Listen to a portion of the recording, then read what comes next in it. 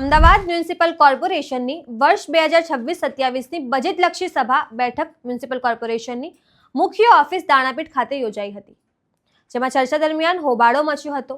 કયા કારણોથી હોબાળો થયો, આવો જાણીએ વધુ વિગતે. નમસ્કાર, હું છું ચંદ્રિકા પુત્રી નિરાલી.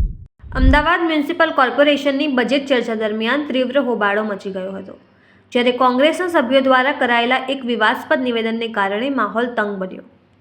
ખાસ કરીને ગોમતીપુર વોર્ડના કોંગ્રેસના કોર્પોરેટર રમીલા પરમારે શાસક પાર્ટી પર આરોપ મૂકતા કહ્યું કે તમારા શાસનમાં શિક્ષકો બાળકોનો બળાત્કાર કરતા હોય છે, જેના કારણે સભાગૃહમાં ભારે ઉગ્ર વિરોધ અને હોબાળો થયો.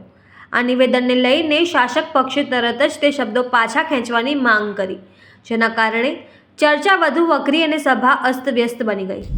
તો તમે આ વિશે શું વિચારો છો, કમેન્ટ કરીને જણાવો. અત્યાર માટે બસ આટલું જ. સમાચારને લગતી વધુ અપડેટ્સ માટે અમારી વેબસાઇટ www.gujaratplus.in પર પણ માહિતી મેળવી શકો છો. ધન્યવાદ.